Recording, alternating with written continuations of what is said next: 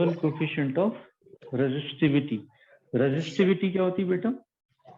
Resistivity is a property of a conductor, or हाँ। it is directly proportional to the length. मैंने करा आप ऐसे कह सकती हो कि it is the property of a conductor to resist the flow of current. तो वो तो रेजिस्टेंस हुआ ना। तो रेजिस्टिविटी को भी उसी टर्म्स में डिफाइन कर सकते हो। Resistivity is a constant specific to a metal conductor. ठीक है। If we make it independent of its physical dimensions, so what we are left with is resistivity. इसलिए R is equal to rho L by A। तो हम यहाँ पे रो की बात कर रहे हैं, और ये भी हमने देखा था rho is equal to M upon N E square tau. ये रिलेशन देखा था।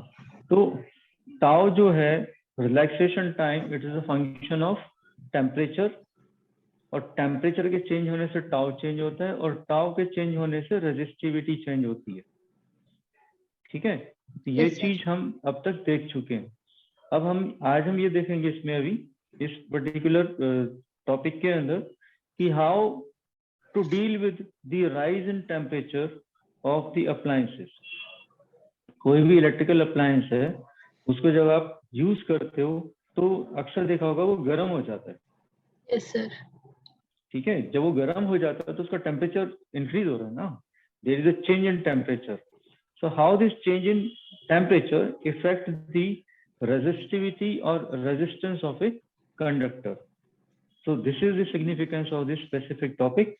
तो अभी अब उसकी बात करेंगे। ठीक है, so thermal coefficient of resistivity, how the resistivity of a conductor changes with the change in temperature of the conductor. ठीक है, so this property is termed as thermal coefficient of resistivity. ठीक है, इसको हम we denote this by alpha. We denote this by alpha. And we define thermal coefficient of resistivity as the change in resistivity per unit resistivity per unit rise of temperature. Yes sir. ठीक है, so we have defined alpha as thermal coefficient of resistivity, which is equal to change in resistivity per unit resistivity per unit rise of temperature. ठीक है, तो delta T is change in temperature, delta rho is change in resistivity. Yes sir. ठीक है, अब इस alpha के units क्या बनेंगे यहाँ पे? ये रेजिस्टिविटी अपॉन रेजिस्टिविटी, ये तो कैंसिल हो जाएगा, खाली बचा टेम्परेचर। तो दिस इज पर केल्विन और पर डिग्री सेल्सियस। ठीक है, क्योंकि केल्विन स्केल पे जो टेम्परेचर राइज होता है और सेंटीग्रेड स्केल पे जो टेम्परेचर राइज होता है ये सेम होता है। ठीक है, ठीक है, जो चेंज है वो चेंज उतना ही होता है, राइट। तो इसलिए आप इसको पर केल्विन यूज करेंगे, कहीं कहीं पर डिग्री सेल्सियस भी दिया होगा तो उसको भी हम इसी सेंस में यूज करेंगे। ठीक है, ऐसा यूनिट केल्विन है तो we will stick to Kelvin. Okay, yes sir. Now we can write this as, मान लो रू उसकी रेजिस्टिविटी हो जाती है टी टेम्परेचर पे, और पहले उसकी थी रेजिस्टिविटी रो नॉट, तो upon rho naught into T minus T not. T not उसका इनिशियल टेम्परेचर था, अब टेम्परेचर राइज होके टी हो गया, तो टेम्परेचर के चेंज होने से रेजिस्टिविटी भी रो नॉट से राइज होके रो हो गई। ठीक है, ठीक है, सो दिस इज अल्फा। अब इसको हम रीराइट कर लेते हैं, वी जस्ट रीराइट दिस, इसको इधर ले आते हैं तो ये हो जाएगा alpha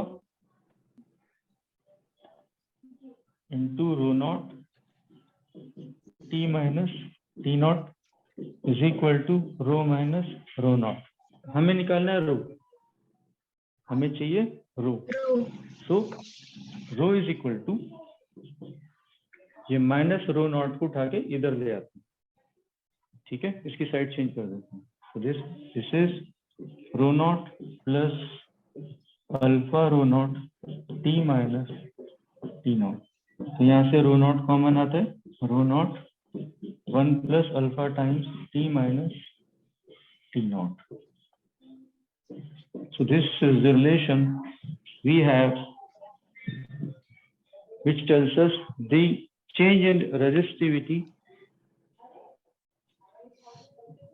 and due to that change the final resistivity will become rho। ठीक है, अब रेजिस्टेंस का क्या फॉर्मूला था बेटा? रेजिस्टेंस का R is equal to resistivity into length upon area। हाँ, R is rho L by A, ठीक है। अब इसी रिलेशन को अगर मैं दोनों तरफ, इसी रिलेशन को दोनों तरफ अगर L by A से डिवाइड कर देता हूँ, सॉरी मल्टीप्लाई कर देता हूँ, if I multiply both sides by L by A, ये हो जाएगा rho L by A, rho naught L by A 1 plus alpha T minus T naught. इसको मैं R से रिप्लेस कर सकता हूँ। Yes sir. Resistance at temperature T,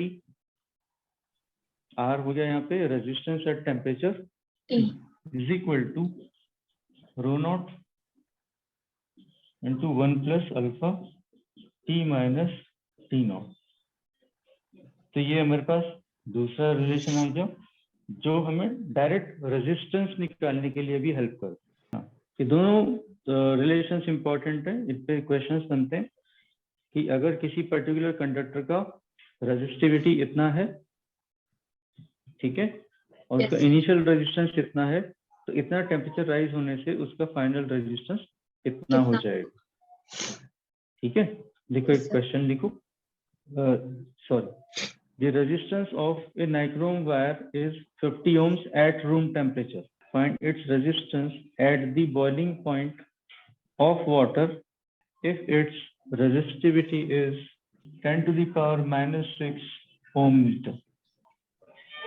हाँ, ये रेजिस्टिव रो नॉट होगी, इनिशियल रेजिस्टिविटी। अल्फा कितना होगा? That is R minus R not upon R not T minus T not. तो अल्फा की value, alpha 10 to the power minus 2 पर kelvin, ये ले लीजिए, ठीक है। 0.01 हो गया,